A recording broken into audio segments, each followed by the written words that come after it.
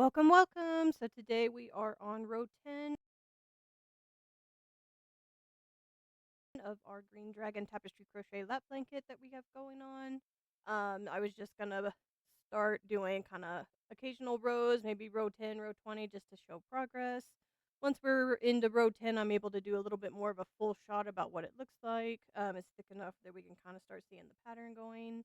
So I'm gonna go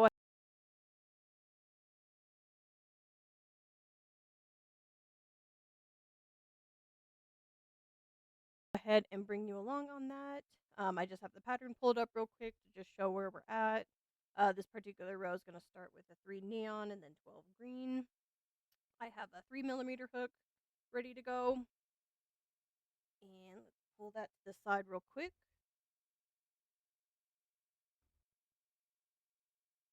Alright, so you can see this is the first 9 rows of this particular piece. Lots of green, very pretty, awesome. And I'll pull up this real quick. So as always, we start in the top right and we crochet vertically down to the bottom right. And that is the direction we're going. We're kind of along this route where we start with a lot of the light yellows. We'll have a kind of a middle area where there's a lot of yellow and then it goes immediately black. And that is what this is showing, just to kind of give you a preview. So you can see kind of the yellows and then that middle area with a bunch of yellow.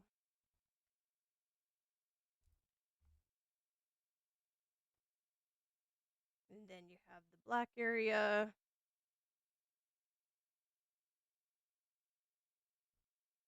And it ends just in that light little area at the bottom. Awesome.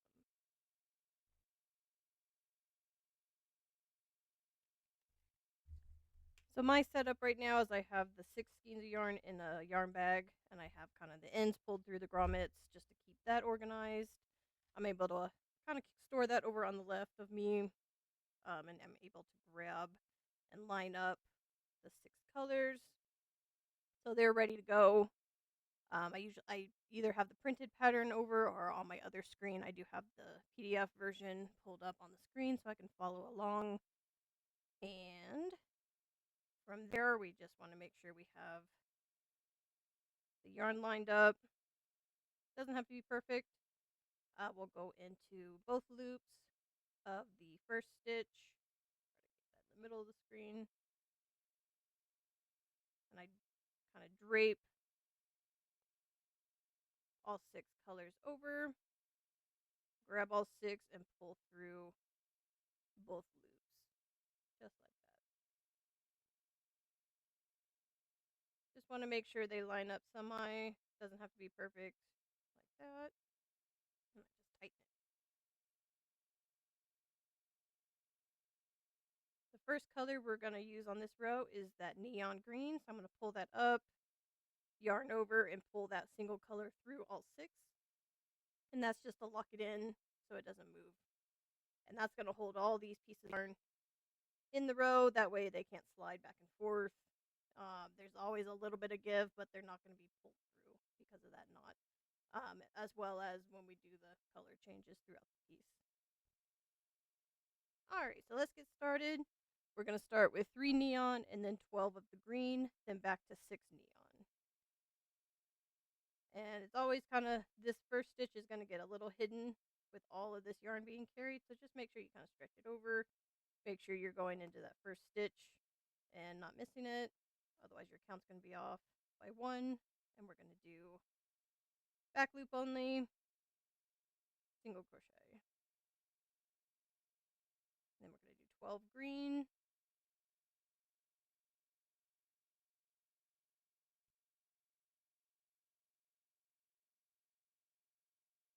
And I always kind of crochet at an angle a little bit this way. That's just how I do it. Holding the piece. And to kind of keep the tension, you can kind of see I pull the hook this way. I kind of grabbed the yarn a little funny there. So I kind of pull it like that, and there's going to be a V here. this second bar is going to be significantly looser than the first bar, and that's just to counteract tension. Sometimes when it's too tight, you'll get it leaning to the left or the direction that you're working. So if I'm crocheting it way too tight, kind of in this direction, you're gonna it's gonna get uncomfortable. I guess I'm not used to doing it, but you can kind of see where that tension goes. It's gonna pull up on these back loops. You're gonna risk seeing the yarn being carried. So it's always one of those. Yes, you want it tight tension, but it really can't be too tight, and that's kind of the trick. Let the tightness, the small size of the hook handle the tightness versus your hand, I guess is the best way to put it. So you can see, even though I really let this loop here be very loose, when I complete it, it really squares up that stitch nicely. That being said, if I make this first one, this one too loose, that also is going to cause issues. It's going to look wonky. You're going to get it to where it splits out in that V shape, so you're going to kind of risk seeing the yarn through that way. So it's all about just that balance that you have to get used to in the technique. So I want 12, 3, 6, 9, 10.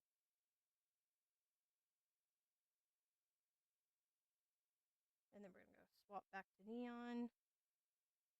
So in this case, I went from, neon to green back to neon. So you can kind of see this, if I was to just drop this and pick that up, I'm getting a twist in the yarn. And to hide that twist, I just throw the past working color over the hook, and then, or I should say over this way. So over the working color. And all I'm doing is hiding the twist. So yes, the twist is still happening, but I'm hiding it up here, so it doesn't involve twisting down here, if that makes sense. So you'll kind of see me every now and then do it that way. All colors will always be over the hook, but whether or not they're over the working strand up here is just me hiding the twist, if there's ever a question on that. And that kind of goes for feeling. And after you do this a while, you can kind of see it helps not get the yarn so knotted at the end. All right. So now we're going to do a single light green. So in that case, I just drop that green because there's no twist, and the working color is over all of them. Really make sure that single color doesn't get lost. I'm going to pick up that neon again. So in this case, you can see if I drop it and pick this up, there's going to be a twist. So I'm going to throw that over the hook, and those are, over that way. Do 4 neon.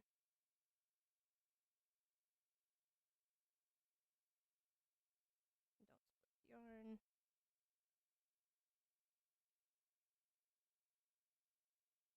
Then 4 green.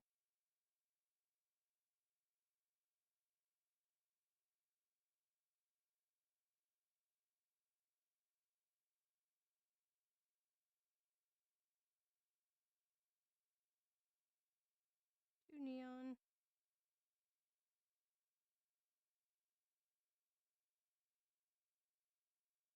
And then 12 light.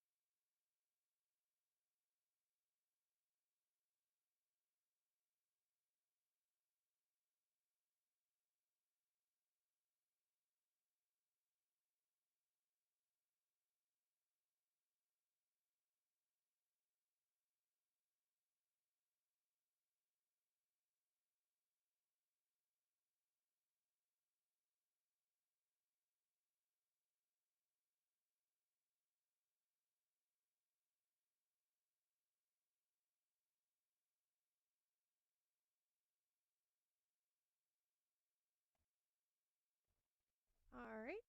So that's the beginning of row 10. You can kind of see this, we'll call it,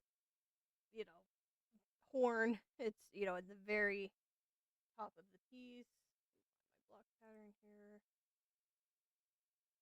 This little horn up here You can kind of see right here in the piece. So you see this dark green that we're starting to come down on as we go along. So that's what that looks like. Okay. As far as the back, so if you're ever wondering why I do back loop only, it helps push the stitch a bit forward and it helps kind of really hide those carrying colors. They're kind of pushed in the back. So in the back, you can definitely see where the yarn pokes through a lot more. It's less hidden, especially on these changes here, and that's normal. So the back loop only, it kind of helps, like I said, help push everything to the front. The back is definitely, you can see the photo, it's just going to be a little bit messier. Also, there's a lot of flexibility with the back loop only. So I use this as a functional blanket. I can hang it on a wall, whatever I need to do. It's soft to touch. It's got a little bit of weight to it, which is nice. They're definitely warm blankets. They're, really nice for winter, summer. You might get pretty hot. So that helps if you do through both loops. It'll kind of shrink. Your gauge won't be quite as rectangular. It'll shrink the piece a little bit, and it gets really stiff really quick.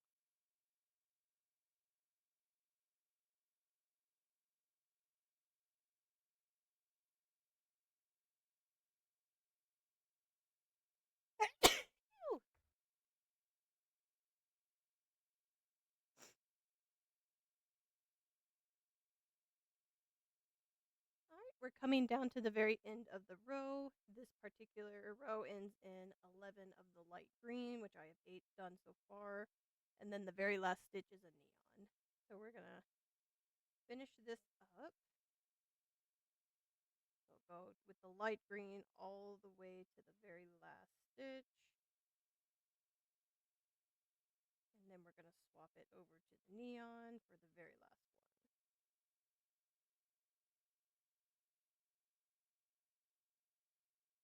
Okay, so we're going to go ahead and swap that.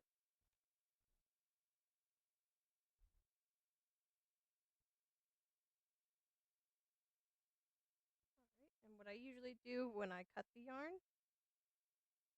is I'll kind of lay them out. I'll cut the 5 non-working long, and then I'm going to back up the working yarn, cut it a little shorter because it's still on the hook, and then we just pull that out, and it lines up that way. No perfection here needed. Just kind of the feeling is, as long as this is still on the hook, there's a little length in that, so just don't cut it quite as long, and it'll line up. And that's the way I fasten the row off.